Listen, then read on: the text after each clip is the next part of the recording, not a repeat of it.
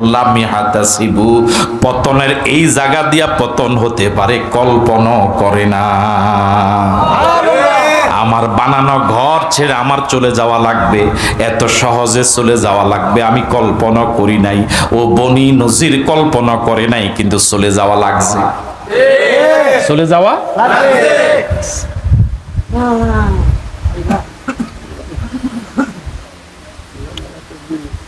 আসলে আমরা তো অধৈর্য, ইমান দুর্বল হওয়ার কারণে, আল্লাহকে এখনো না চিনার কারণে মাঝে মাঝে আমরা কি হয়ে যাই, হতাশ হয়ে যায়, নিরাশ হয়ে যাই। আল্লাহ যে আছে বুঝা যায়, বুঝা যায়। ওয়াকাযাফা ফি কুলুবিহিমুর রুবা وَقَذَفَ فِي قُلُوبِهِمُ الرُّعْبَ يُخْرِبُونَ بُيُوتَهُمْ بِأَيْدِيهِمْ وَأَيْدِي الْمُؤْمِنِينَ فَاعْتَبِرُوا يَا أُولِي الْأَبْصَارِ فَاعْتَبِرُوا يَا أُولِي الْأَبْصَارِ।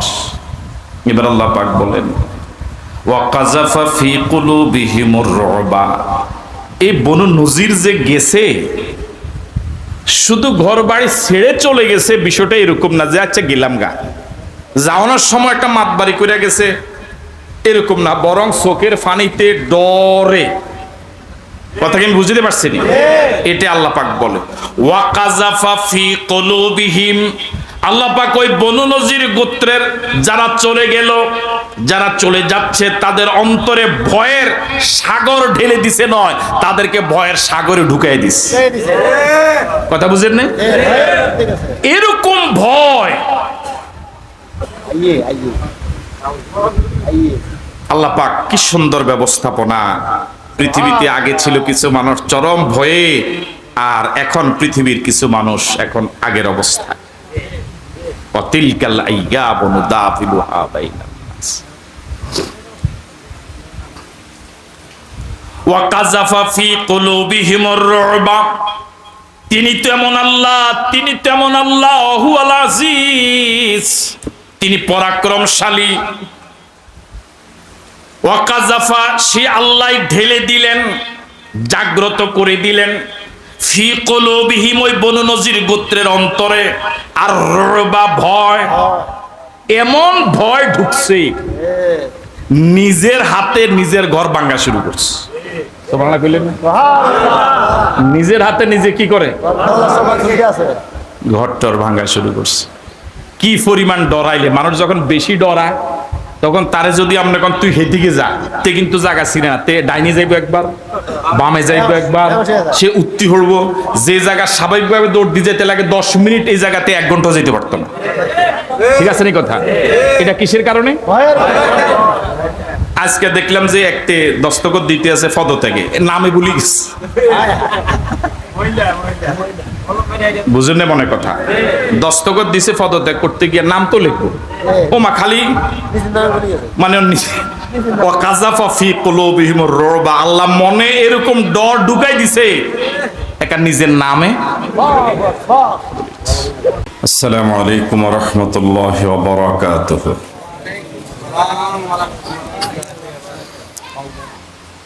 نحمده ونستعينه ونستغفره ونؤمن به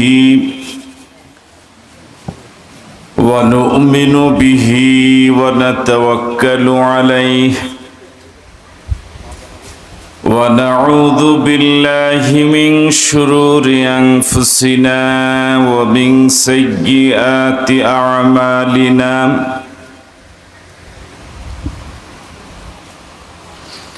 من يهد الله فلا مضل له ومن يضلله فلا هادي له، ونشهد أن لا إله إلا الله وحده لا شريك له، ونشهد أن سيدنا وحبيبنا وطبيبنا وطبيب قلوبنا ومولانا محمدا عبده ورسوله الذي أرسل رسوله بالحق بشيرا ونذيرا وداعيا إلى الله بإذنه وسراجا منيرا فقد قال الله تعالى في كلامه المجيد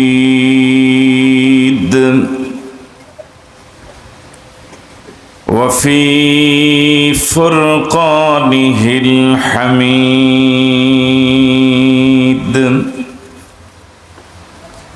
أعوذ بالله من الشيطان الرجيم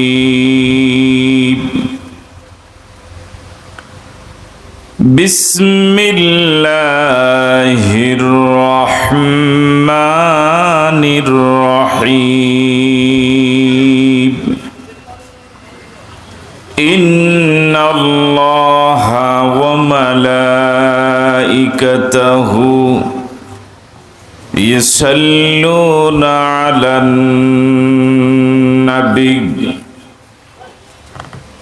يا أيها الذين آمنوا صلوا عليه وسلموا تسليما محبة الشتى درود إبراهيم পড়ুন اللهم صل على محمد وعلى آل محمد كما صليت على إبراهيم إنك حميد مجيد اللهم بارك على محمد وعلى آل محمد كما باركت على إبراهيم وعلى آل إبراهيم إنك حميد مجيد উত্তর অলিপুর ব্যাপারী বাড়ি জামে মসজিদ প্রাঙ্গণে 7 দিন ব্যাপী আয়োজিত নবম বার্ষিক তাফসীরুল কোরআন মাহফিলের আজ 3য় দিবস। এই মাহফিলের মহতারাম সভাপতি, আমন্ত্রিত হাজারাত উলামায়ে কেরাম, আমন্ত্রিত অতিথিবৃন্দ, মুরব্বিয়ানে আযম, মাহফিল কমিটির সম্মানিত সদস্যবৃন্দ, প্রিয় যুবক বন্ধুরা, ব্যবসায়ী ভাইরা, পর্দার অন্তরালে শ্রবণরতা শ্রদ্ধেয়া মা এবং বোনেরা, আসসালামু আলাইকুম ওয়া রাহমাতুল্লাহি ওয়া বারাকাতুহু। আল্লাহ সুবহানাহু ওয়া তাআলার দরবারে শুকরগুজার হচ্ছি যে মহান আল্লাহ সুবহানাহু ওয়া তাআলা অত্যন্ত দয়া করে এই এলাকার অসংখ্য মুসলমান থেকে বাছাই করে আমাদেরকে একটি জান্নাতি পরিবেশে সুন্দর আয়োজনে কোরআন মজিদের আলোচনা শোনার এই বাগানে যে মহান মুনিব আমাদেরকে কবুল এবং মঞ্জুর করলেন, আসার বসার কথা বলার কথা শোনার তৌফিক দিলেন, সে মুনিবের দরবারে মুনিবের শিখানো ভাষায় মুনিবের দেওয়া জবান ব্যবহার করে সকলে মিলে সমস্বরে পড়ছি আলহামদুলিল্লাহ। রাসূল করিম সাল্লাল্লাহু আলাইহি ওয়াসাল্লামের প্রতি দরুদ, যিনি আমাদের প্রিয় নবী, সর্বকালের সর্বযুগের সর্বশ্রেষ্ঠ নবী।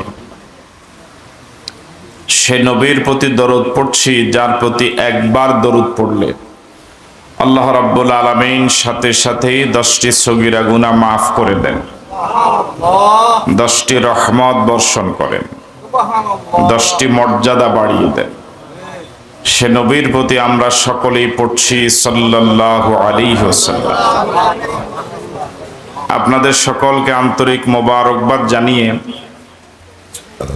গতকাল আমরা যে সূরা থেকে কথা বলা শুরু করেছিলাম সে সূরা থেকেই আমরা কথা বলবো ইনশাআল্লাহ। সুবহানাকা লা ইলমা লানা ইল্লা মা আল্লামতানা ইন্নাকা আনতাল আলিমুল হাকিম। রব্বিশ শরহ লি সাদরি ওয়া ইয়াসসির লি আমরি ওয়াহলুল উকদাতাম মিন লিসানি ইয়াফকাহু কওলি। আমরা সূরা হাশর থেকে শুরু করেছিলাম, যে সূরার আয়াত হলো 24, রুকু 3, ক্রমিক নাম্বার 59। রাসূল করিম সাল্লাল্লাহু আলাইহি ওয়াসাল্লামের হিজরতের পরে নাজিল হয়েছিল, এজন্য সূরাটি মাদানী। গতকালকে এই কথাগুলো আমি আপনাদের কাছে বলেছিলাম, আপনাদের কাছ থেকে আবার পড়াটা আদায় করেছিলাম। একদিনের ব্যবধানে পড়াটা কি মনে আছে না ভুলে গেছেন? বাকিরা তো বলো না। সূরার নাম আওয়াজ দিয়ে বলেন। এই সূরাতে আয়াত কয়টি? রুকু, ক্রমিক নাম্বার। সূরাটি মাক্কি না মাদানী? এখনো অনেকে জবাব দেয়নি নাই। 24 আয়াত 3 রুকু সম্বলিত এই সূরাটি রব্বুল আলামিন শুরু করেছেন সাব্বাহা লিল্লাহি মা ফিস সামাওয়াতি ওয়া মা ফিল আরদ। গতকালকে আমরা এই সূরাটির ব্যাকগ্রাউন্ড, শানে নজুল, প্রেক্ষাপট, দীর্ঘ ঘটনা আপনাদের সামনে উপস্থাপন করেছিলাম। বনু নজির গোত্রের বিশ্বাসঘাতকতাকে কেন্দ্র করে রাসূল করিম সাল্লাল্লাহু আলাইহি ওয়াসাল্লামকে তারা হত্যার পরিকল্পনা নিয়ে প্রিয় নবীকে একটি দেয়ালের পাশে বসিয়ে ছাদের উপর থেকে পাথর নিক্ষেপ করে পাথর ফেলে দিয়ে রাসূলকে হত্যা করার একটা ষড়যন্ত্র তারা বাস্তবায়ন করার পথে চলে গিয়েছিল। সে পরিপ্রেক্ষিতে রাসূল করিম সাল্লাল্লাহু আলাইহি ওয়াসাল্লাম 10 দিনের সময় দিয়েছিলেন তাদেরকে এলাকা ছেড়ে চলে যাওয়ার জন্য। চলে যাওয়ার ব্যাপারে তারা সিদ্ধান্ত নিয়েছিল, কিন্তু মুনাফিকদের প্ররোচনায়, মুনাফিকদের উৎসাহে তারা আবার থেকে যাওয়ার সিদ্ধান্ত নিল। শেষ পর্যন্ত রাসূল সাহাবায়ে কেরাম সহ এলাকা ঘেরাও করলেন। তারা চলে যেতে বাধ্য হলো। মুনাফিকরা তাদের ওয়াদা রাখলো না, তাদেরকে সহযোগিতার হাত বাড়ালো না। যুগে যুগে মুনাফিকদের চরিত্র এটাই। আমরা গতকালকে প্রথম আয়াতের বিষয়ে কথা বলতেছিলাম। তামাম সৃষ্টি জগতে যা আছে, যা আছে আকাশে, যা আছে জমিনে, সব কিছু মাখলুক, সব কিছু সৃষ্টি। এই সব সৃষ্টির স্রষ্টা মাত্র একজন, তিনি কে? স্রষ্টা এটা বাংলা, এর আরবি হলো খালেক। আর সৃষ্টি এটা বাংলা, এর আরবি হলো মাখলুক। তো স্রষ্টা কয়জন? ইন্নালিল্লাহ।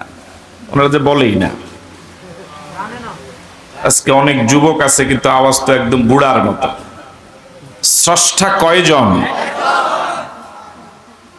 তিনি ছাড়া আর যা আছে সব মাখলুক। সব কি? এবার বলুন, খালেক কয়জন? আর বাকি সব মাখলুক। স্রষ্টা কয়জন? আর বাকি সব সৃষ্টি।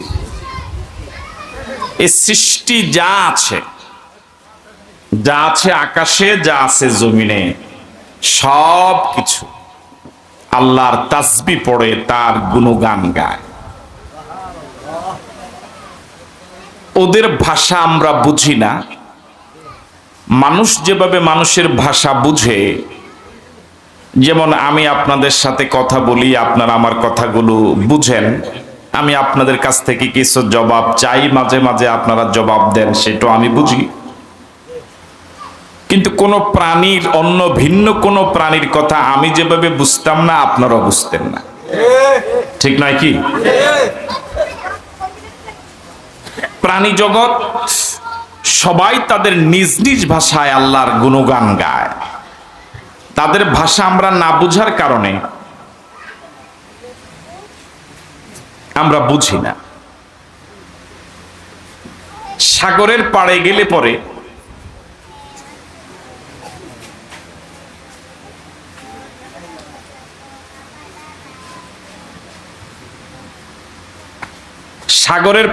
পরে আমরা শুধু কি বলে এটাকে, ঢেউয়ের কলতান শুনি, আওয়াজ শুনি, কিন্তু এই আওয়াজ এর ব্যাখ্যা বিস্তৃত আমরা কিছুই জানি না। সাগরের ঢেউ তার এই আওয়াজ দিয়ে শুধু আল্লাহরই গুণগান গায়। পাখি আকাশে হয়তো কুহু কুহু বলে ডাকে, আমরা দুনিয়ার জমিন থেকে শুধু কুহু কুহুই শুনি, সে হয়তো ডাকে আল্লাহু আল্লাহ। ঠিক এভাবে পৃথিবীর প্রতিটি প্রাণী, প্রতিটি মাখলুক গুণগান গায় কার? শুধু নাফরমানি করে মানুষ না বলে এভাবে বলেন যে আমরা। শুধু নাফরমানি করে কারা? আল্লাহ রাব্বুল আলামিন বলেন, সাব্বাহা লিল্লাহি মা ফিস সামাওয়াতি ওয়া মা ফিল আরদ ওয়া হুয়াল আজিজুল হাকীম। সাত আকাশে যা আছে, বিস্তীর্ণ জমিনে যা আছে, সব আল্লাহর গুণগান গায়, সব আল্লাহর তাসবিহ পড়ে। প্রথম দিন বলেছিলাম, বিজ্ঞানীদের ভাষায় আকাশ শুধু বলে দুনিয়ার জমিন থেকে মানুষ যতদূর মহাশূন্য দেখে, এই খালি জায়গাটাকে বিজ্ঞানীরা আকাশ বলে। কিন্তু শরীয়তের পরিভাষায় এটাও আকাশ। আর এই মহাশূন্যের উপরে সাত আকাশ রয়েছে, যেগুলো কঠিন পদার্থের। এক আকাশ থেকে আরেক আকাশ 500 বছরের রাস্তা, ওগুলোই মূল আকাশ। গ্রহ নক্ষত্র চন্দ্র সূর্য যা আমরা দেখি, যা আমরা দেখি না, সবগুলো প্রথম আকাশের নিচে মহাশূন্যে ঘুরে। আজ পর্যন্ত এই মহাশূন্যে ঘূর্ণয়মান কোন গ্রহ উপগ্রহ একটার সাথে আরেকটার ধাক্কা লাগলো না। আইদ মানে কার? আরো জোরে বলেন কার? এরপর আল্লাহ রাব্বুল আলামিন বলেন, হুয়াল আজিজুল হাকীম। কেন তার গুণগান গাবে না তামাম মাখলুকাত, তামাম সৃষ্টি জগৎ কেন তার গুণগান গায়? এই জন্যই তার গুণগান গায়, যেহেতু তিনি পরাক্রমশালী, তিনি হলেন মহাজ্ঞানী। আল্লাহু আকবার। আপনি কাউকে সম্মান করতে হলে তার সম্মান পাওয়ার যোগ্যতা তো তার থাকা লাগবে, ঠিক নয় কি? কাউকে আপনি অনার করবেন, সম্মান করবেন, তার কথা মেনে চলবেন, এই মেনে চলার জন্য অতটুকু যোগ্যতা তার থাকা লাগবে। মানুষ কোনো অপদার্থকে মেনে চলে না, মানুষ কোনো অযোগ্যকে সম্মান করে না। যদিও এখন শুরু হয়েছে, হ্যাঁ, এখন তো অযোগ্য যে যত বেশি তার দাফট তত।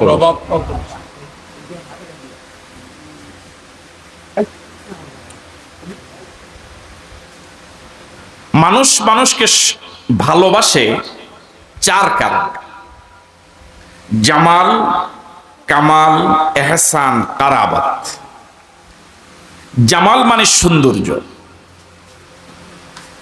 একটা মানুষ, তাকে আপনি চিনেন না, তার পরিচয় জানেন না, তার ঘর বাড়ি ঠিকানা কিছুই জানা নাই, এর আগে কখনো আপনি তাকে দেখেননি।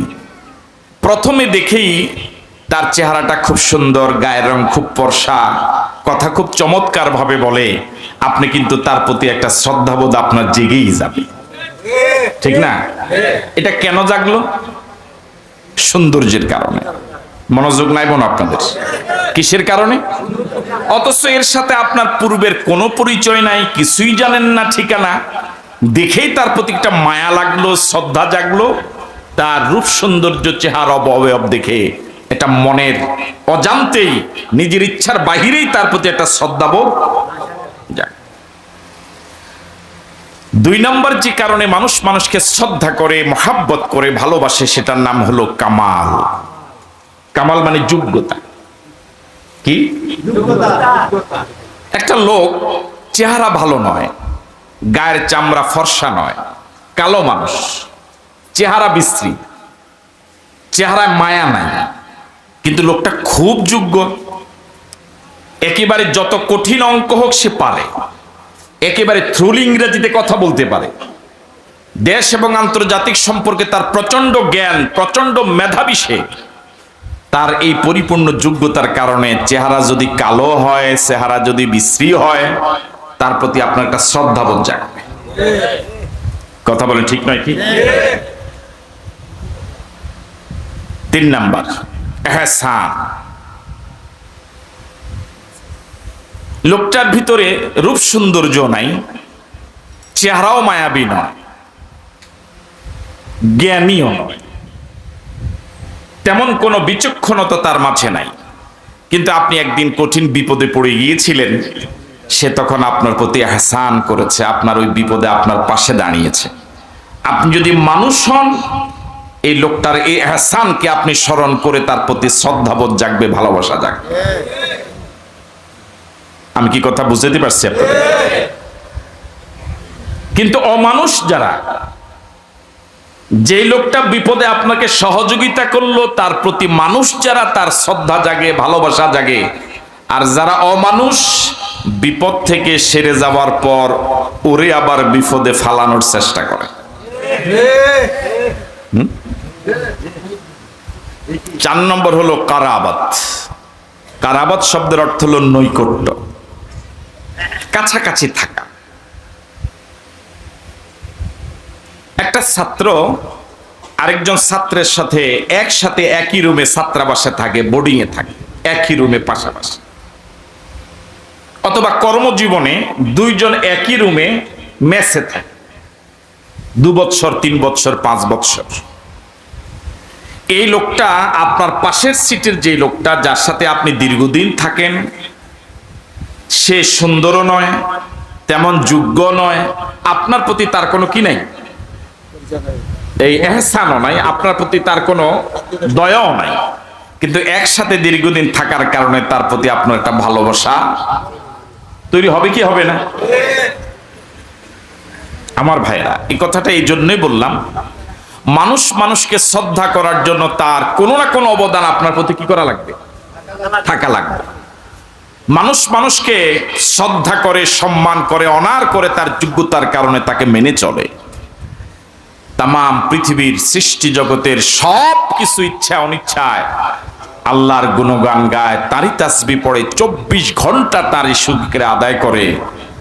এবার আপনাদের কাছে প্রশ্ন, তামাম পৃথিবীর সব মাখলুকাতের শুকরিয়া, কৃতজ্ঞতা, তাসবিহ, পুত পবিত্রতা পাওয়ার মতো আল্লাহ কি যোগ্য? হ্যাঁ, কত আনা, কত পার্সেন্ট? 100% জবাব তো দিলেন না, কত পার্সেন্ট? এই জন্য আল্লাহ রাব্বুল আলামিন বলেন, মানুষ শোনো, তামাম পৃথিবীর সব মাখলুকাত আমি আল্লাহ তাসবিহ খামোখা এমনি পড়ে না। ওয়া হুয়াল আজিজুল হাকিম। আল্লাহ তাসবিহ পড়ে তামাম মাখলুকাতের সবাই, এই জন্য তাসবিহ পড়ে ওয়া হুয়াল আজিজ। তিনি পরাক্রমশালী, সব মাখলুকাতের তাসবিহ পাওয়ার তিনি একমাত্র উপযোগী। তিনি ছাড়া তামাম মাখলুকাতের তাসবিহ পাওয়ার, প্রশংসা পাওয়ার বিকল্প দ্বিতীয় আর কেউ নাই। সুবহানাল্লাহ। ওয়া হুয়াল আজিজ, ওয়া হুয়াল আজিজ, তিনি পরাক্রমশালী, সব ক্ষমতার একচ্ছত্র অধিপতি তিনি। তার বিকল্প কেউ নাই, তার দ্বিতীয় কেউ নাই, তিনি অদ্বিতীয়। সব ক্ষমতার মালিক কে? আরো জোরে বলেন কে? আন্নাল কুওয়াতা লিল্লাহি জামিআ, আন্নাল কুওয়াতা লিল্লাহি জামিআ, আন্নাল কুওয়াতা লিল্লাহি জামিআ। সব ক্ষমতার একমাত্র মালিক, শুধুমাত্র মালিক, কেবলমাত্র মালিক আল্লাহ। ওয়া হুয়াল আজিজ, তিনি পরাক্রমশালী, একচ্ছত্র ক্ষমতার অধিপতি তিনি। কিন্তু মানুষ, দুনিয়ার মানুষের চরিত্র হলো এরকম, আয়াতের শুরুতে যে সবাই আল্লাহ তাসবিহ পড়ে, সবাই আল্লাহকে একচ্ছত্র ক্ষমতার অধিপতি মনে করে, আজিজ মনে করে, যে মানুষেরা আল্লাহর প্রশংসা করে না, গুণকীর্তন গায় না, ওরা কিন্তু একচ্ছত্র ক্ষমতার অধিপতি আল্লাহকেও মনে করে না, বরং নিজেকেই ক্ষমতাধর মনে করে।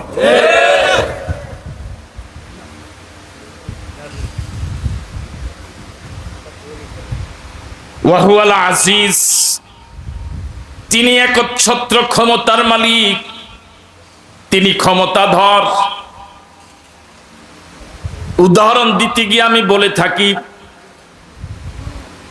এই ছোট্ট একটা প্যান্ডেল ঝুলানো গেল না খুঁটি ছাড়া, একটা নয়, দুইটা নয়, অসংখ্য খুঁটি লেগেছে। আর ওই বিশাল আকাশ একটাও খুঁটি ছাড়া যিনি ঝুলায় রাখলেন, তিনি যদি ক্ষমতাবান না হন, তিনি যদি পরাক্রমশালী না হন, আর পরাক্রমশালী কে হবে? ঠিক নাই? আল হাকিম, তিনি মহাজ্ঞানী, সব জ্ঞানের একমাত্র মালিককে। মানুষকে আল্লাহ কতটুকু জ্ঞান দিলেন? আল্লাহ রাব্বুল আলামিন কোরআন মজিদে বলেন, ওয়ামা উতিতুম মিনাল ইলমি ইল্লা কলিলা। ও বান্দা, আমি বান্দাকে সামান্য নয়, সামান্যতম ইলম দিলাম। সুবহানাল্লাহ। আমাদেরকে কতটুকু ইলম দিবেন? সামান্যতম, একবারই সামান্য। সব ইলমের মালিক কে? ওয়া হুয়াল আলিমুল হাকিম, সব জ্ঞানের আধার তিনি, সব জ্ঞানের মালিক তিনি। অন্য আয়াতে আল্লাহ পাক বলেন, ওয়াল্লাহু ইয়ালামু ওয়া আনতুম লা তা'লামুন, আল্লাহ সব জানে, তোমরা জানো না। সুবহানাল্লাহ।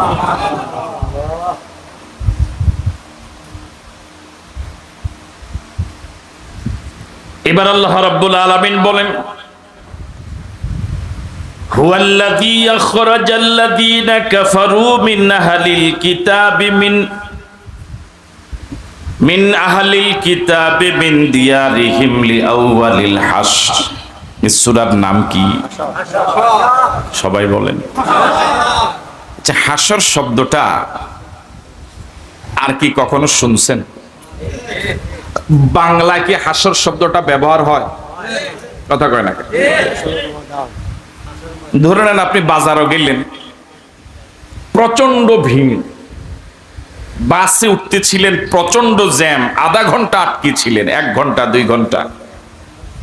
বাস স্টেশনে আপনি গিয়ে 2 ঘন্টা পর্যন্ত অপেক্ষা করে এরপরে বাসে উঠলেন খুব কষ্ট করে। এই যে সকাল থেকে সন্ধ্যা পর্যন্ত আপনার বাস স্টেশনে বাসে উঠা, বাজার করা, এই যে ঝামেলাগুলো, এই সবগুলোর বিবরণ আপনি ঘরে আইসে আপনার ওয়াইফের কাছে কিভাবে দিবেন? আজকে একটা হাসর গেছে, হ্যাঁ,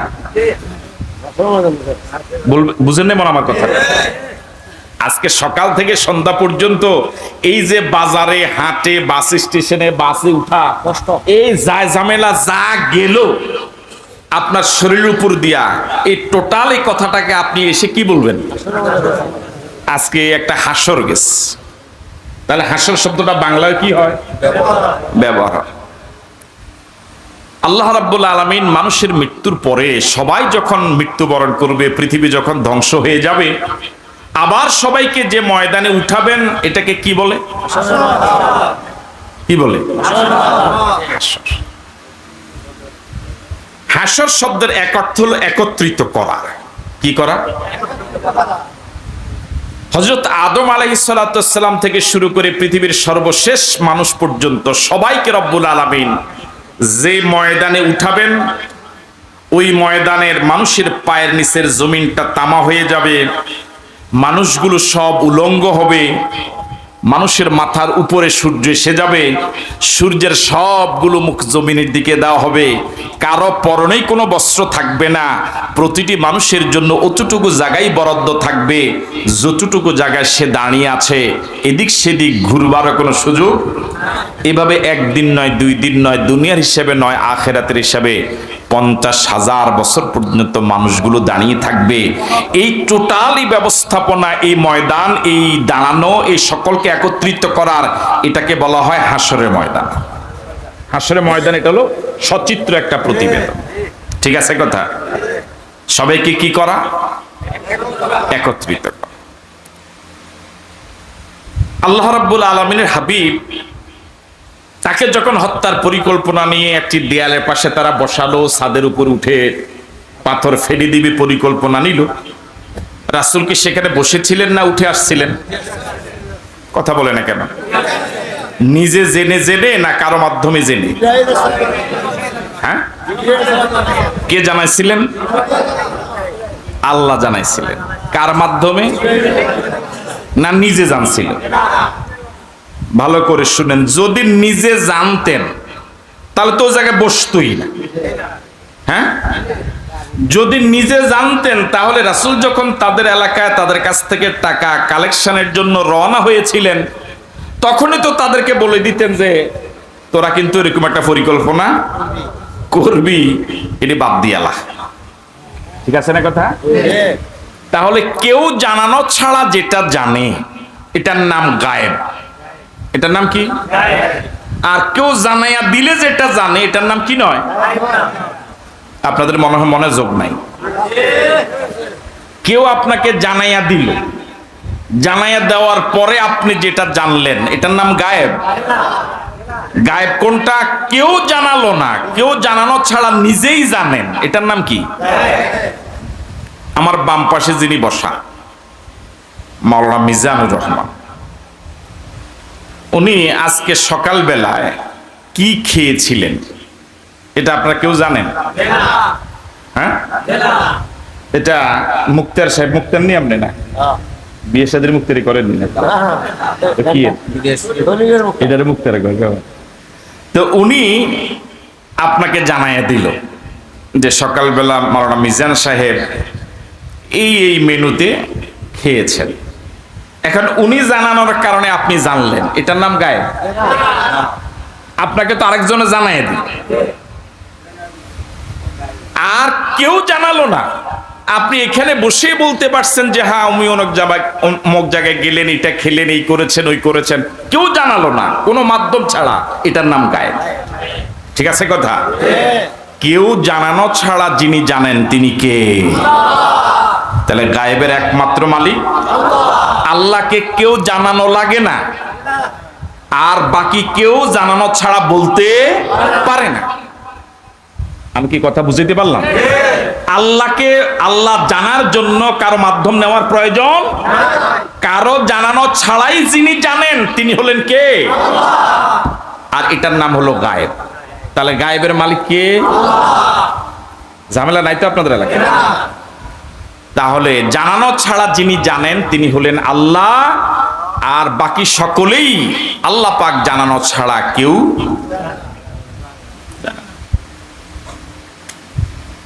জিবরাইল আলাইহিস সালাতু ওয়াস সালামকে আল্লাহ রাব্বুল আলামিন পাঠালেন খুব দ্রুত, যে আমার হাবিব যে জায়গায় বসে আছে এই জায়গা থেকে দ্রুত উঠে যেতে বলো।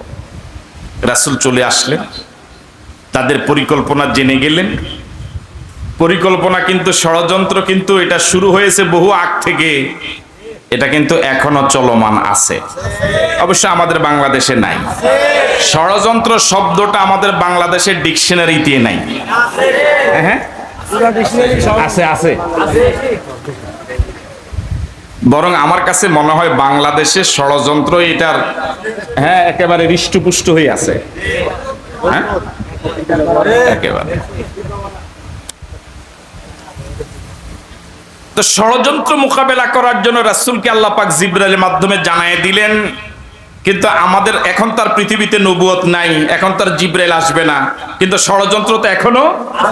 তাহলে এখন কি করা লাগবে? সচেতন থাকা লাগবে। যখনই ষড়যন্ত্র জানবেন তখনই সচেতন হওয়া লাগবে।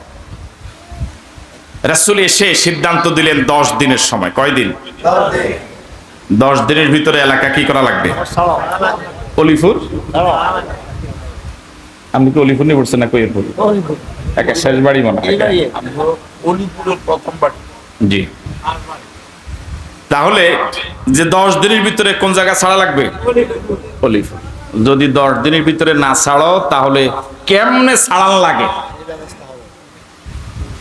এবার আপনাদের কাছে প্রশ্ন, রাসূল যে সিদ্ধান্তটা দিয়ে দিলেন যে এই এলাকা ছেড়ে চলে যাওয়া লাগবে, কোন জায়গা যাবা আমার জানা দরকার নেই, কিন্তু এলাকা থাকতে পারবা না, এই রায়টা কত পার্সেন্ট সঠিক?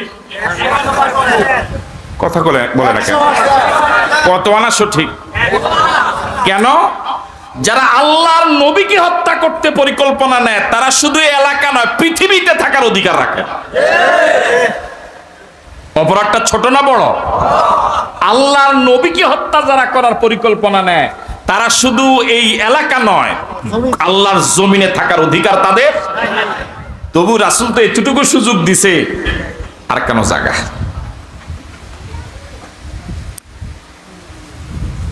এবার আল্লাহ রাব্বুল আলামিন বলেন, রাসূলের সিদ্ধান্ত জানাই আসছে তো, কথা কয় না কেন? হুয়াল্লাযী, তিনি সে আল্লাহ, আল্লাযী আখরাজাল্লাযীনা কাফারু মিন আহলিল কিতাব, যে আল্লাহ আহলে কিতাবের মাঝে যারা কাফের তাদেরকে বের করে দিয়েছিলেন। আখরাজা, বের করে দিয়েছিলেন। মিন দিয়ারিহিম, তাদের ঘর বাড়ি থেকে। লিআউয়ালিল হাসরে, প্রথমবার একত্রিত করে। তারা যে গেছে গ্রুপে গ্রুপে যায় না, একসাথে সবাই গেছে। হ্যাঁ এখনো না বড় বড় মুরব্বীরা মুরিদদেরকে ফালাইয়া আহারে। হ্যাঁ আচ্ছা, আমার বুঝে আইয়ে না, আপনারা একটু বুঝানছে দেহি। আপনারা যে কন একজনে আরেকজনের বিপদে এত মহব্বত, এত মায়া, ফিসাবে আপনারা গরু দেন, ছাগল দেন, যে ফিসাবে আমারে পরকালে কি করব? পার করব। আপনারা নেতার পিছনে ঘুরেন যে নেতা আপনাদের সহযোগিতা করব। নেতা পরকালে সহযোগিতা দূরের কথা, দুনিয়াতে তো খবরে রাখে না। হ্যাঁ মাওলানা মিজান যে গেল হে হে মুয়াজ্জিনের কাছে কইয়ে যাওয়ার কি ফায় নাই? বলে তোমার লগে একসাথে এক মসজিদে চাকরি করছি, আমার তো মুসল্লিরা চায় না আমি যাইগা, তুমি থাও, এটা তো কয়ে যেতে পারে না। যে তার পিছে আনি লাভ আছে নি? না, মাওলানা মিজানের পিছনে হাঁটি কোনো লাভ আছে? হাসরের ময়দানে যে মানুষ ইয়া নাফসি করবে, এটা তো দুনিয়াতে বিপদে পড়লেই বোঝা যায়। দুনিয়াতে তো ইয়া নাফসি শুরু হয়ে গেছে। তো হাসরের ময়দানে কেউ কারো হুয়াল্লাযী, কেন আল্লাহর তাসবিহ পড়বা, কেন আল্লাহর শুকরিয়া আদায় করবা, কেন আল্লাহর প্রশংসা করবা? তিনি তো সে আল্লাহ যিনি আল্লাযী আখরাজাল্লাযীনা কাফারু মিন আহলিল কিতাব, আহলে কিতাবের মাঝে যারা কাফের বনু নজির, যারা ইহুদিদের মাঝে যারা বনু নজির, তাদেরকে বের করে দিয়েছিলেন কে? কে বের করে দিয়েছিলেন? কোত্থেকে বের করে দিয়েছিলেন? মিন দিয়ারিহিম, তাদের ঘর বাড়ি থেকে। লিআউয়ালিল হাসরে, প্রথমবার একত্রিত করে। রাসূল করিম সাল্লাল্লাহু আলাইহি ওয়াসাল্লামের সিদ্ধান্ত জানিয়ে দেওয়ার পরে, যেটা গতকাল বলেছিলাম, আজ আবার শুরুতে কিছুটা ইঙ্গিত দিলাম, তারা সিদ্ধান্ত নিচ্ছিল চলে যাওয়ার জন্য, কিন্তু শেষ পর্যন্ত মুনাফিকরা কি দিছে? বাতাস। কথা কয় না কেন? বাতাস দিলে আগুন একটু কি হয়? বাড়ে। তো মুনাফিকরা কি দিছিল? আমরা আসি না, আমরা এলাকায় এতদিন কি করছি? ঘোড়ার গাছ কাটছি, আমরা আসি না, আমরা বড় ভাইরা আসি না। কথা কয় না ঠিক কি ভাই? হ্যাঁ, কি বড় ভাই। হ্যাঁ, এখন দেখ খালি শুধু দেখি কালা কালা দাগ।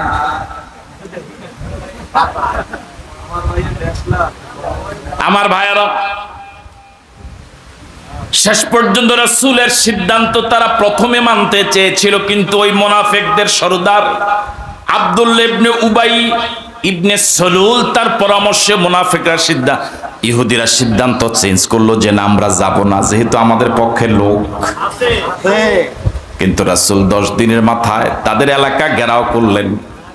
শেষ পর্যন্ত তারা চলে যেতে বাধ্য হয়েছিল। মুনাফিকরা তখন আর পাশে দাঁড়ায় নাই।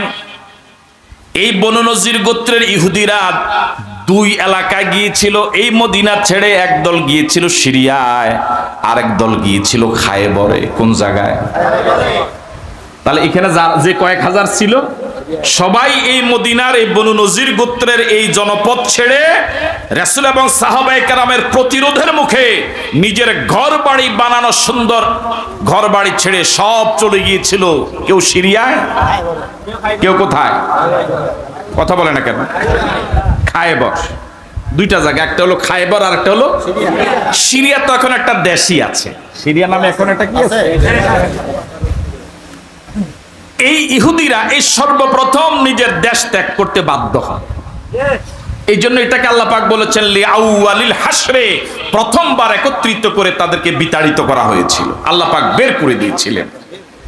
আর হযরত ওমর রাদিয়াল্লাহু তাআলা আনহুর আমলে এই ইহুদিদেরকে আবার সংঘবদ্ধ প্রতিরোধের মুখে খায়বর থেকে আবার সব সিরিয়া পাঠাই দিয়েছিল। ওটা হলো দ্বিতীয়বার। ওটা হলো প্রথম স্বাধীনতা, আর এটা হলো দ্বিতীয় স্বাধীনতা। করা কথা কেন ঠিক কিনা? তাহলে প্রথম স্বাধীনতা হলো এটা, মদিনা থেকে সব বের করে দিয়েছিল। কেউ গেছে কোথায়? সিরিয়া। কেউ গিয়েছে খায়বর।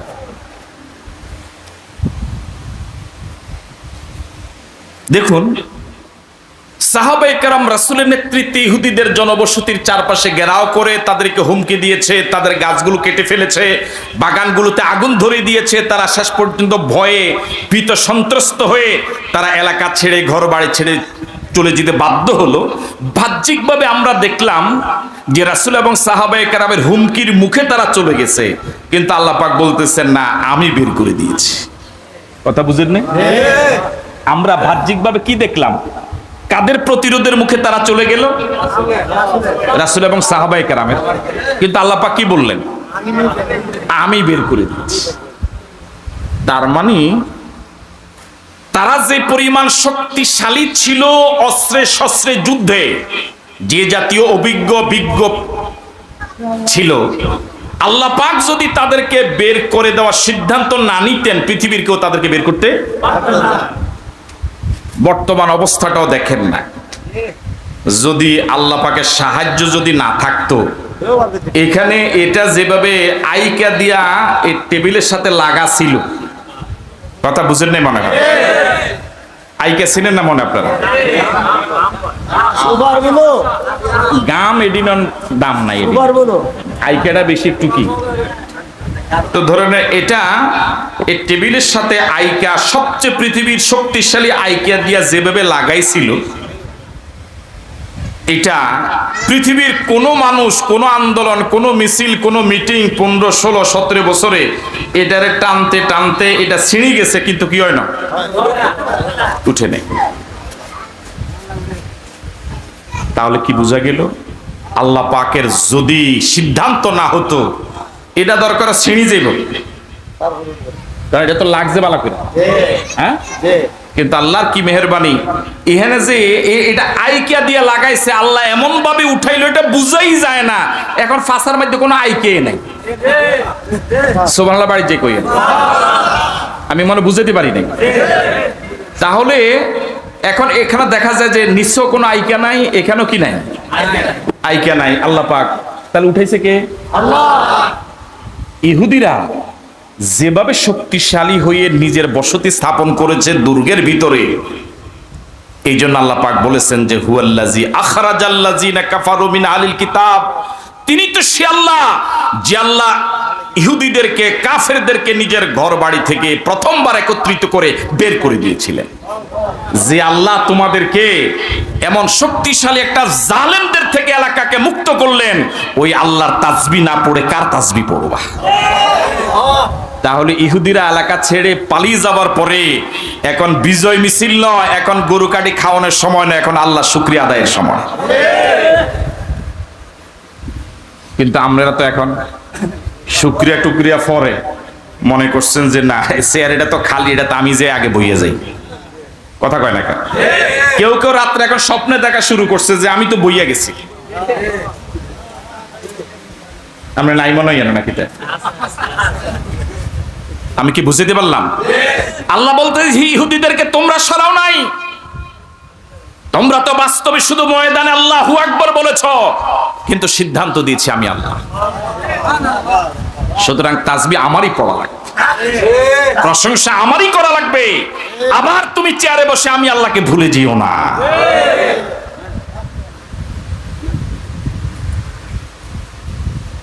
আসলে কপালটাই আমাদের এমন, কপালটাই আমাদের এমন। আল্লাহ এই দেশকে তুমি সন্ত্রাস মুক্ত, চাঁদাবাজ মুক্ত করে দাও।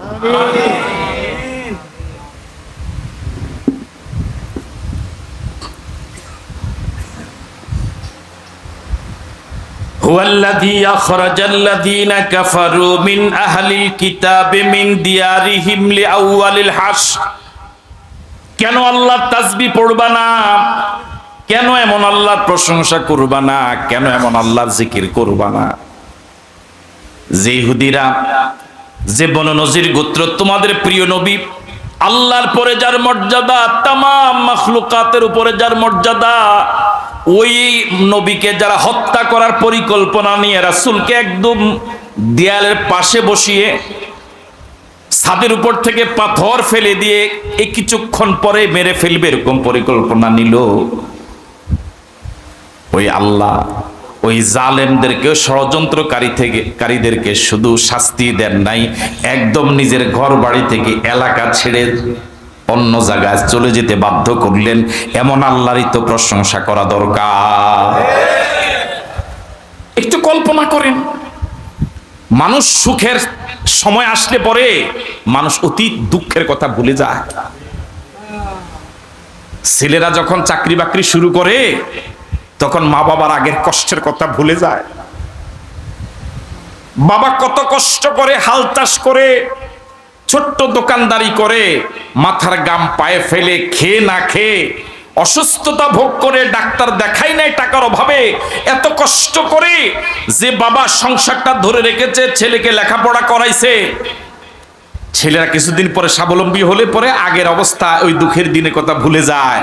তখন আর এই ছেলের কাছ থেকে মা এবং বাবা ভালো ব্যবহার পায় না। এখন তো সুখের সময় পড়ে গেছেন, আগের দেড় যুগের কথা এখন আর মনে নাই। একটু কল্পনা করেন, চোখটা বন্ধ করে, কি ছিলেন? কথা বলা যেত না, গোটা পৃথিবী, গোটা দেশটা ছিল ভীত এবং সন্ত্রস্ত।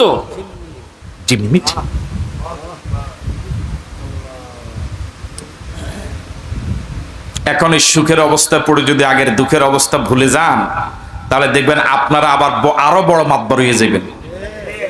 হ্যাঁ, কি হইবেন? কি হইবেন? মাতবার বুঝেন না? মাতবার, আরো বড় মাতবার হয়ে যাবেন।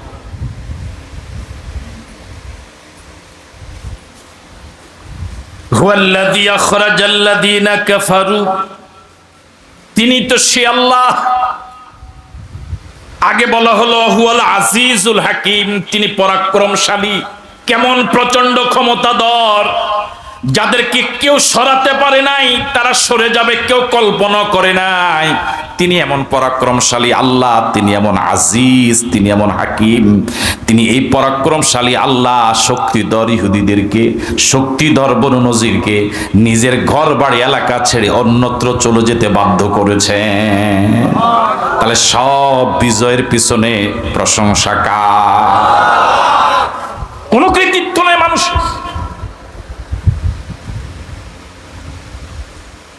যদি আপনার কৃতিত্ব থাকতো তাহলে আপনি এতদিন পারেন নাই কেন? কথা কয় না কেন? আপনি তো আগেও ছিলেন, হ্যাঁ? আবার আপনি যদি বলেন এখন দিল, আল্লাহ যখন সিদ্ধান্ত হয়েছে তখনই আল্লাহ দিস। আল্লাহ তো আর আমরা কথা মতো চলে না। আল্লাহ, আপনারা তো আগেও ছিলেন, 18 কোটি তো আগেও ছিল, তা আগে হয় নাই কেন? আল্লাহ দেয়নি।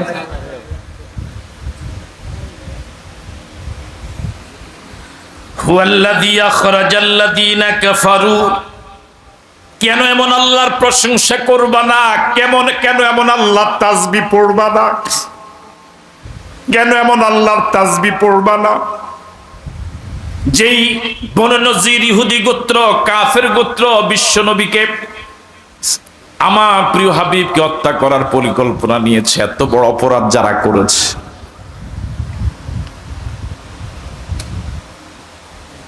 তাদেরকে ওই আল্লাহ নিজের ঘর বাড়ি থেকে সবাইকে একত্রিত করে বের করে দিলেন।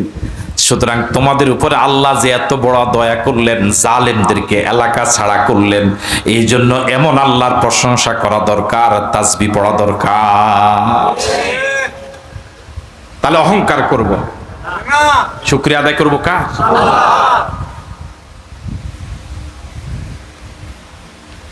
মা জানান্তুম আইয়া খরজু। মনোযোগ আছে আপনাদের? এবার আল্লাহ পাক যে বনু নজির গোত্রকে এলাকা ছাড়া করলেন, তাদের শক্তি, তাদের ক্ষমতা, তাদের দাপট, তাদের অস্ত্র, তাদের শক্তিমত্তার একটা বর্ণনা দিলেন। এই যারা শক্তি, ক্ষমতায়, অর্থে, অস্ত্রে, জনবলে এমন শক্তিশালী ছিল, পৃথিবীর কেউ কল্পনা করে নাই যে এগুনে দেশ ছাড়বো। কথা কয় না?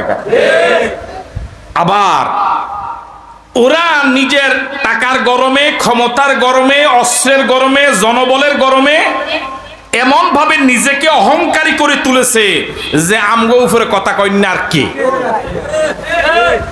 আমগরে এলাকা থেকে দূরে তাড়াই দেওয়া তো দূরের কথা, আমগো চোখের দিকে চাই কথা কয় না তো নাই। তাহলে আল্লাহ পাক কি বলেন? মা জানান্তুম, ও মুসলমানেরা, ও নবীর সাথীরা, তোমরা কোনদিন ধারণা করো নাই আইয়া খরুজু, যে তারা বের হয়ে যাবে। তোমরা একটা হুমকিতে ধুমকিতে তোমরা বনু নজির গোত্রের চারপাশে শুধু একটা মিছিল করেছ, একটা হুঙ্কার দিয়েছ, একটা আল্লাহু আকবার বলে ডাক দিয়েছ, তাদেরকে কি বলে একটা থ্রেড দিয়েছ। তোমাদের এই থ্রেডে তারা চলে যাবে, তোমরা এটা কল্পনাও আসলে হতো নামলেই গুলি, কল্পনা করে নাই যে, হ্যাঁ? আল্লাহ রাব্বুল আলামিন বলেন, মা জানান্তুম, ও নবীর সাথীরা, তোমরা ধারণা করো নাই আইয়া খরুজু, ওই বনু নজির গোত্র যেরকম শক্তিশালী ছিল, টাকাওয়ালা, ক্ষমতাওয়ালা, দাপটওয়ালা, অস্ত্রওয়ালা, এবং প্রত্যেকের বাড়ি হলো এক একটা ক্যান্টনমেন্ট। বুঝেন নাই? ইহুদি বনু নজির গোত্র, তাদের ঘরগুলোই ছিল বাংকার। বাংকার বুঝেন তো? সেনাবাহিনীর যুদ্ধের ক্যাম্প। তাদের প্রত্যেকটা বাড়ি ছিল এরকম সেনাবাহিনীর দুর্গ, প্রত্যেকটা বাড়ি ছিল ক্যান্টনমেন্ট। তারা প্রত্যেকেই শত্রুদের সাথে মোকাবেলা করার মতো নারী, পুরুষ, শিশু, বৃদ্ধ সবাই কি করে? যুদ্ধ করার জন্য, প্রতিরোধ নেওয়ার জন্য সক্ষম। সুতরাং এরকম একটা দল, তোমাদের এই বনু নজির গোত্র তোমাদের একটা হুমকিতে চলে যাবে, এটা তোমরা কখনো কল্পনাও। শেষ পর্যন্ত তা আসলে মানুষ মনে করছে যে না, আল্লাহ না ধরলে কিরবে, কথা কয় না কেন? এরকম একটা অবস্থা হয়েছিল নি আপনাকে? না, এরকম একটা অবস্থা হয়েছিল তো, যে আমার মনে ডাকে না এই আন্দোলন গেল না, আর যদি আল্লাহ কোনো সময় ধরে এছাড়া আর হইতো না। তো কয়েকদিন আগেও তো আপনারা কইছেন যে না আল্লাহ না ধরলে, তো এখন আবার কি কোনো আমরা না করছি, ওরে কথা কয় না, বুঝেন নাই? কয়দিন আগে আপনারা কি কইছেন?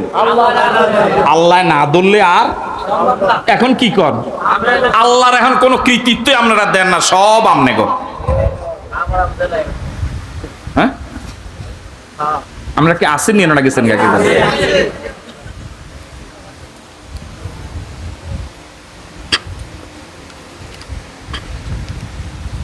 মা জনান্তু মাইয়া খরজু, ও ইমানদারেরা তোমরা ধারণাও করো না ইয়া খরজু, যে তারা তোমাদের মিছিলে কি হয়ে যাবে?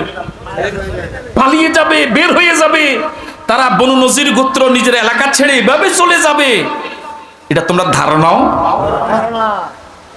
তাহলে বাইর করছে কে? খুব আস্তে কন, আরো জোরে বলেন। তো এবং আল্লাহ তাসবিহ না পড়ে প্রশংসা না করে কার প্রশংসা করেন? এখন কইতে আছেন অমুক দেশ যদি ভিডিওটা না ফাটাইতো, কয় নিরম না কয়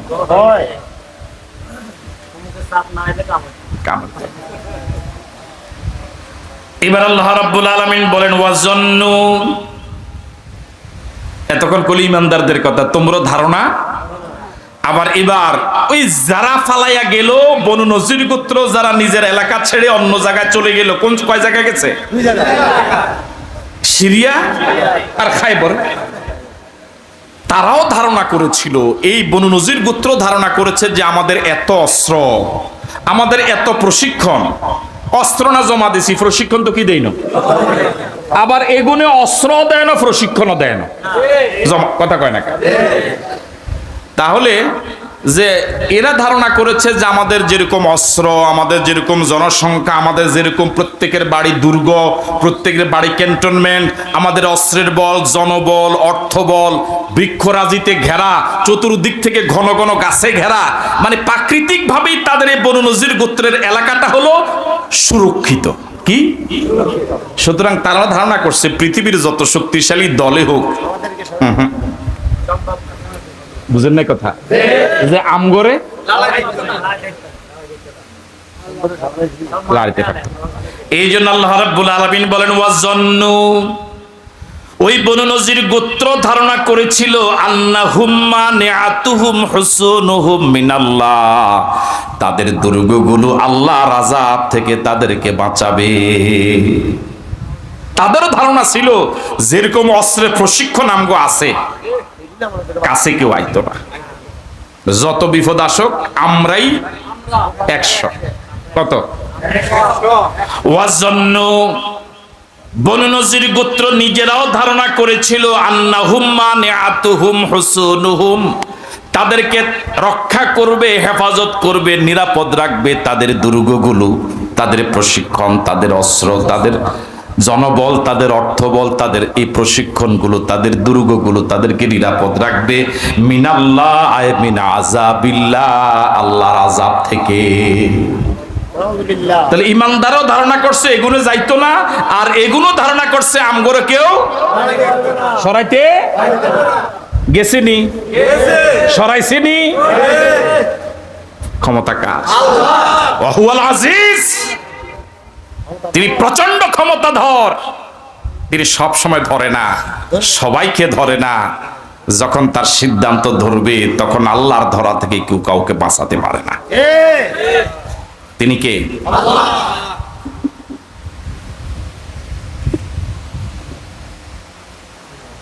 এবার আল্লাহ রাব্বুল আলামিন বলেন ফাআতাহুমুল্লাহু মিন হাইসু লাম ইয়াহতাসিবু, অনুবাদ শোনার আগে বলেন আল্লাহু আকবার। আল্লাহ রাব্বুল আলামিন বলেন ফাআতাহুমুল্লাহু মিন হাইসু লাম ইয়াহতাসিবু, সাহাবায়ে কেরাম চতুর্দিক থেকে ঘেরাও করে আছেন, যাদেরকে ঘেরাও করে আছেন তারা এই ঘেরাওতে, এই মিছিলে, এই আন্দোলনে এই এলাকা ছেড়ে চলে যাবে এটা তারা ধারণা করে নাই।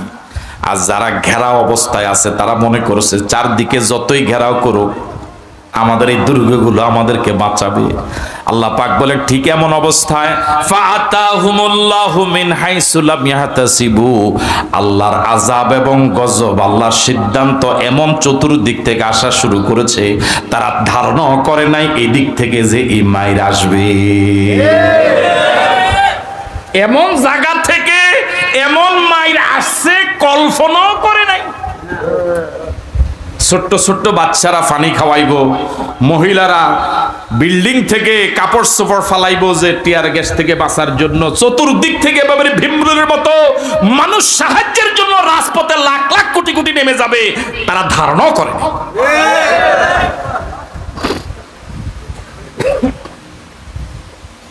আল্লাহ রাব্বুল আলামিন বলেন ফাআতাহুমুল্লাহু মিন হাইসু লাম ইয়াহতাসিবু, ফাআতাহুমুল্লাহু মিন হাইসু লাম ইয়াহতাসিবু, আল্লাহ পাকের আযাব এমন চতুর্দিক থেকে আসা শুরু করলো। লাম ইয়াহতাসিবু, এই জায়গা দিয়া এই ছোট্ট পাথরের আঘাত যে এত জোরে পড়বে ধারণা করে নাই। হ্যাঁ, আমি তো চেয়ারে আছি, ওমা মুক্তার সবাই একবার 45 মিনিট কিতা কয়নি, কোন মাথায় ধরেনি কথাটা। হ্যাঁ, মিন হাইসুলাম, আমি ধারণা করি নাই যে উনি আইসা আমার কি কইব, কারণ আমার আপন আত্মীয় তো, কথা কয় না কা, উনি না মাহফিলের সভাপতি, তো ওনার সভাপতিতে তো আমি মাহফিলে আসছি। উনি যদি এক হুজুর আমরা জানগা, এটা তো আমার কল্পনার বাহিরে, আমি মনে বুঝাইতে পারিনি আপনাদের। উনি মাহফিলের সভাপতি, মা উনি, বাবা উনি, আবার আঙ্গুইয়ান দিয়ে আছে মাতবরিয়া গিয়াসউদ্দিন, আবার ওই কি জানি আছে রাসেল, এই যারা আছে তো এগুনে আমার দাওয়াত দিল, এগুনে আমার আনলো, কি সুন্দর আম খাবায়, মালটা খাবায়, কিতা কিতা খাবা, আবার যাওয়ানোর সময় পয়সাও দিব, আমি আশায় বই রয়েছি। ওমা এগুনে এক হুজুর আমরা জানগা, আমি কি সুন্দর চেয়ারে বইয়া মোটামুটি একটা 12টার দিচ্ছি, কথা শুরু করবো, বাতাস আইছে, আই এক হুজুর আমরা জানা সময় কতক্ষণ কয় না এখন এরকমটা লাগে মেজাজ। দেখো এটা আমার ধারণারও, এটা আমার মাথাতে নাই, বুঝেন না মনে করেন আপনি বুঝেননি না, হুদো মাথা লাড়ে।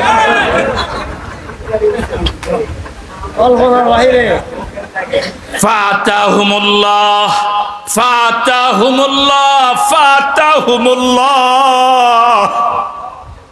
আল্লাহ চলে আসলেন, আল্লাহর আযাব চলে আসলো, আল্লাহর সিদ্ধান্ত চলে আসলো। ফাতাহুমুল্লাহ আতাহুমুল্লাহ, আল্লাহর সিদ্ধান্ত চলে আসলো। মিন হাইসু লাম ইয়াহতাসিবু, এমন জায়গা দিয়ে, এমন অসংখ্য জায়গা দিয়ে আল্লাহর সিদ্ধান্ত চলে আসলো। লাম ইয়াহতাসিবু, পতনের এই জায়গা দিয়া পতন হতে পারে কল্পনা করে না। আমার বানানো ঘর ছেড়ে আমার চলে যাওয়া লাগবে, এত সহজে চলে যাওয়া লাগবে আমি কল্পনা করি নাই। ও বনি নজির কল্পনা করে নাই, কিন্তু চলে যাওয়া লাগছে, চলে যাওয়া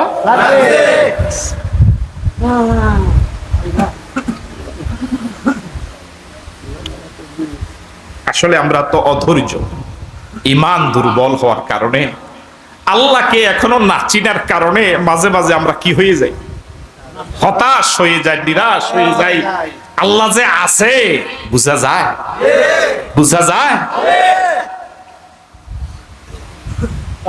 ওয়াকাযাফা ফি কুলুবিহিমুর রুবা, ওয়াকাযাফা ফি কুলুবিহিমুর রুবা ইখরিবুনা বুয়ুতাহুম বিআইদিহিম ওয়া আইদিল মুমিনিনা ফাতাবিরু ইয়া উলিল আবসার, ফাতাবিরু ইয়া উলিল আবসার। এবার আল্লাহ পাক বলেন ওয়াকাযাফা ফি কুলুবিহিমুর রুবা, এই বনু নজির যে গেছে শুধু ঘর বাড়ি ছেড়ে চলে গেছে, বিষয়টা এরকম না যে আচ্ছা গেলাম গা, যাওয়ানোর সময় একটা মাতবাড়ি করে গেছে, এরকম না, বরং চোখের ফানিতে ডরে, কথা কি আমি বুঝতে পারছি না? এটা আল্লাহ পাক বলে ওয়াকাযাফা ফি কুলুবিহিম, আল্লাহ পাক ওই বনু নজির গোত্রের যারা চলে গেল, যারা চলে যাচ্ছে, তাদের অন্তরে ভয়ের সাগর ঢেলে দিছে, নয় তাদেরকে ভয়ের সাগরে ঢুকাই দিছে। কথা বুঝেন না? এরকম ভয় আল্লাহ পাক কি সুন্দর ব্যবস্থাপনা। পৃথিবীতে আগে ছিল কিছু মানুষ চরম ভয়ে, আর এখন পৃথিবীর কিছু মানুষ এখন আগের অবস্থা।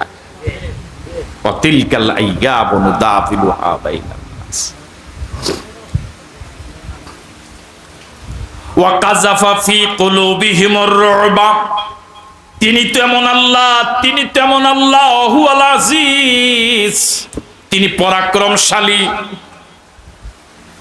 ওয়াকাজাফা, সে আল্লাহ ঢেলে দিলেন, জাগ্রত করে দিলেন, ফি কুলুবিহিম, ওই বনু নজির গোত্রের অন্তরে, আর রুবা, ভয়। এমন ভয় ঢুকছে, নিজের হাতে নিজের ঘর ভাঙা শুরু করছে। সুবহানাল্লাহ কইলেন না? নিজের হাতে নিজে কি করে? ঘরটর ভাঙা শুরু করছে। কি পরিমাণ ডরাইলে মানুষ যখন বেশি ডরায়, তখন তারে যদি আমরা কোন তুই হেদিকে যা, তে কিন্তু জায়গা ছিনে না, তে ডাইনে যাইবো একবার, বামে যাইবো একবার, সে উত্তি হইব। যে জায়গা স্বাভাবিকভাবে দৌড় দিয়ে যেতে লাগে 10 মিনিট, এই জায়গাতে 1 ঘন্টা যেতে পারতো না। ঠিক আছে নি কথা? এটা কিসের কারণে? আজকে দেখলাম যে একটি দস্তখত দিতে আছে পদত্যাগে, নামে ভুলে গেছে। বুঝেন না মনে কথা? দস্তখত দিছে পদত্যাগ করতে গিয়ে, নাম তো লিখবো, ও মা খালি মানে আল্লাহ মনে এরকম ডর ঢুকাই দিছে, একটা নিজের নামে।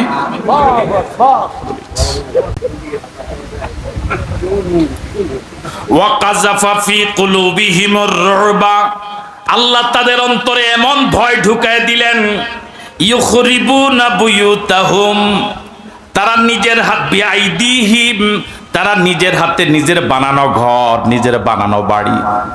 ওই লোকে আমার আয়াতটির অনুবাদ ঠিক আছে মিসা? ঠিক আছে নি?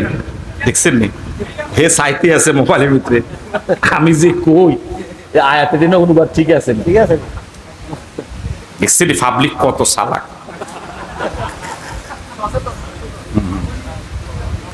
ওয়াকাযাফা ফি কুলুবিহিম, আল্লাহ তাদের অন্তরে ভয় ঢুকায় দিলেন, এমন ভয়, এমন ভীত সন্ত্রস্ত তারা হলো, ইউখরিবুনা, তারা ভেঙ্গে ফেলছে, বুয়ুতাহুম, তাদের ঘর বাড়িগুলো, তাদের বাংকারগুলো, তাদের দুর্গগুলো, অন্যের হাতে না, বিআইদিহিম, নিজের হাতে নিজের ঘর বাড়ি নিজে ভাঙ্গে।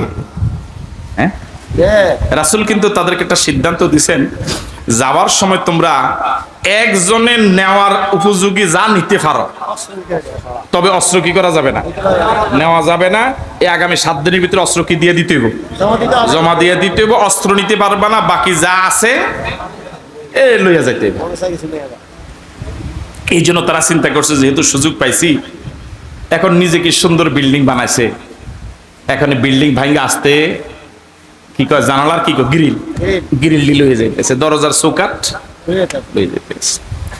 ওয়াইদিল মুমিনিন, তারা নিজেরাও নিজের ঘর ভাঙ্গে, আবার ইমানদাররা সহযোগিতা করে, ভাঙ্গে টাঙ্গে তাদেরকে দিয়ে দেখো তাড়াতাড়ি লইয়া যায়।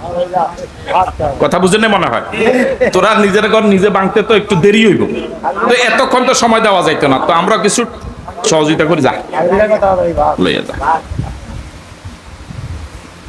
এবার আল্লাহ রাব্বুল আলামিন এতটুকু বলার পর এবার বলেন, ফাতাবিরু ইয়া উলিল আবসার, ফাতাবিরু ইয়া উলিল আবসার। এই ঘটনা দিয়ে এতটুকু বলে আল্লাহ পাক এবার আমাদেরকে বলেন, কিয়ামত পর্যন্ত পৃথিবীতে ইমানদার হয়ে যারা আসবে, মানুষ হয়ে যারা আসবে, তাদেরকে বলেন ফাতাবিরু, শিক্ষা গ্রহণ করো, ইয়া উলিল আবসার, যাদের জ্ঞান আছে, চক্ষু আছে, অন্তরের চোখ আছে যাদের, এই ঘটনাতে শিক্ষা গ্রহণ করো। কি শিক্ষা? যে তোমাদের শক্তি দিয়া পৃথিবীর কাউকে পরাজিত করতে পারবা না যদি আল্লাহর সিদ্ধান্ত। আবার গর্ব অহংকার করে নিজেও টিকে থাকতে পারবা না যতক্ষণ না পর্যন্ত